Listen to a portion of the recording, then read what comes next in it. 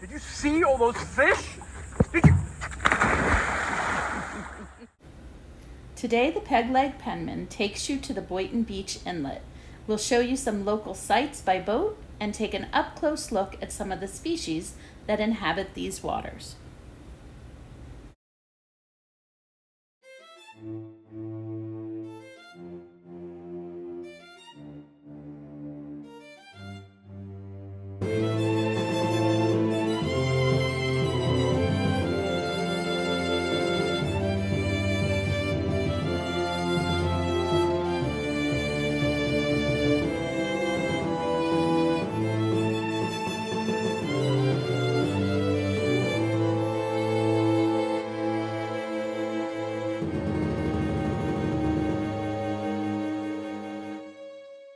Boynton Beach Inlet is located on the east coast of Florida in Palm Beach County. The next closest ocean inlets are 15 miles to the north in West Palm Beach or 15 miles to the south in Boca Raton. We put our boat, the Sea Nymph, a refurbished 2003 17-foot Carolina skiff, in the water at Harvey E. Oyer Park's municipal boat ramp, located less than a half mile from the inlet. Parking via the Park Mobile app is only $2.50 an hour. As usual, Calypso, the electric Jeep, handled the job perfectly, and we said goodbye to the land for a few hours. We like this ramp because they can handle 4 vessels at one time, have fish cleaning stations, and a kayak launch that is handicapped accessible. As we headed out from the ramp, we could see the inlet across the Intracoastal Waterway just waiting for our arrival, where beautiful, clear, tropical water flows in with every incoming tide. But first things first. Just south of the inlet, at the Boynton Beach Marina District, you'll find a fuel dock with transient dockage, restrooms, and a marina store. Keep watching, but please take a second to subscribe and hit the like button. Right next door, at the Ocean Avenue drawbridge, 2 easy-to-access by boat restaurants, 2 Georges with their rocking chair settings for 4, and Banana Boat right across the canal. Passing under the bridge, and just over a quarter-mile south, you'll find the Ocean Ridge Natural Area. This 27-acre site is accessible only by boat or by foot. You cannot drive a car, so you won't find a lot of people in this hidden mangrove forest. What you will find is plenty of day dockage, wildlife, like this sea turtle and his friend the sheep's head fish, a lookout tower, and plenty of boardwalk to view marine nature in a rare, serene setting. On a side note, if you wanted to access the inlet by car, skip the boat ramp and drive on the Barrier Beach Island to Ocean Inlet Park. Here you can swim near the inlet at the small beach that has a playground, picnic areas, and even paddleboard rentals. When visiting the inlet by land or sea, I suggest going on the incoming tide. You'll be thankful when you're swimming in water as clear as that of the Caribbean islands. We anchored our boat just north of the inlet on a sandbar.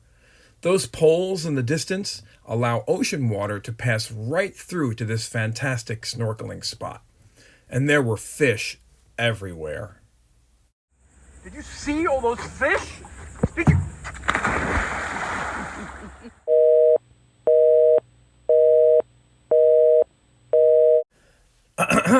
After regaining my composure, we donned our masks and entered the water. On purpose this time. One of the first visitors to the camera were a few checkered puffers. They were very curious as we waded in the shallows. Several kept approaching my prosthetic swim leg to check it out. We explored the perimeter of the protected island and poked around the rocks lining the shoreline as the puffers followed us around like puppies. It be parley time. If you've been to any of the beaches in South Florida, Mexico, or the Caribbean, then you're probably familiar with this seaweed known as Sargassum weed. It washes up on the shore when conditions are right during the end of spring and beginning of summer and can amass in giant clumps and rack lines. It can get stinky when it rots and can be annoying when trying to swim and snorkel around. While anchored in the inlet, we noticed the checkered puffers enjoying having the seaweed around as the incoming tide continued to bring more and more of it into the Intracoastal Waterway's estuary. But where does all this algae come from? Let's find out. As you know, all the world's oceans have currents. You may be most familiar with the Gulf Stream that moves warm tropical water northward along the eastern seaboard. In the northern hemisphere, surface currents travel in a clockwise direction.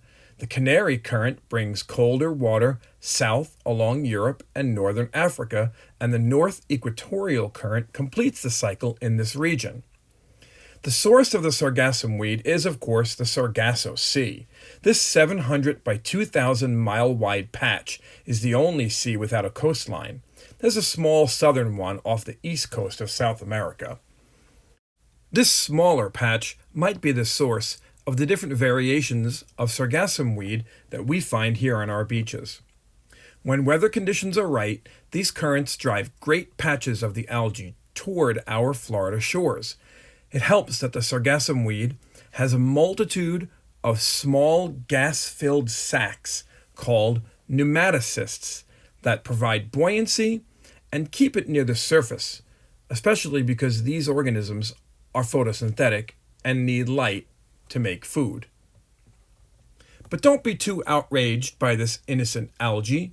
Its very presence provides a crucial habitat for sea creatures of all kinds, from birds and fish to sea turtles and crabs. Many towns take matters into their own hands and deploy heavy machinery to rake up and remove the bothersome seaweed, making the beach more attractive to tourists, turning this stinky mess into something you'd expect from a Florida beach. Just remember, nature is a force oftentimes beyond our control, yet always with a purpose.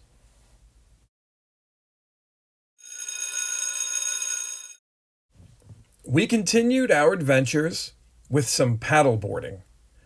You wouldn't think a guy with one foot could stand up and balance on such a wobbly contraption. But with a little practice and self-confidence, I was able to stay upright. Although, I eventually tuckered out and took a little nap on the beach.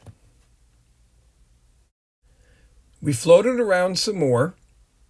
Eventually, we found this Florida horse conch that at full size is the largest living snail in North America. We waded and snorkeled around the rocks, looking in wonder at all the different species of fish swimming in schools and darting around the water. Their colors were so vibrant in the midday sunlight.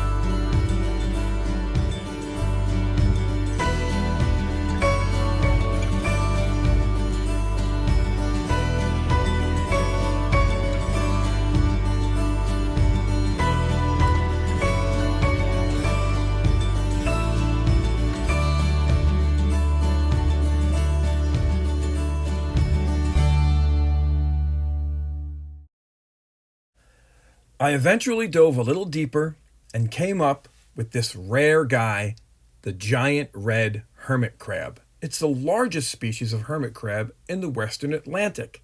They get so big that they've been known to inhabit the empty shells of queen conchs. After that, we just found unique ways to relax and have fun in the strong current that streamed in from the inlet. As the day waned, hunger drove us north of the inlet. We headed toward the Lantana Bridge, where just west lies the old Key Lime House, Florida's oldest waterfront restaurant. We docked with plenty of space and headed in for dinner. They have the largest tiki bar in South Florida, live music Thursday through Saturday, and at least 5 different bars, with one of them being on a boat. There's a gift shop and a bunch of maritime decor. After asking this guy what his favorite menu items were, we decided we just had to try the key lime pie and the key lime crumble. These were better than anything we had in the Keys, so this restaurant definitely lives up to their name. Thank you for joining us on this Boynton Beach Inlet adventure.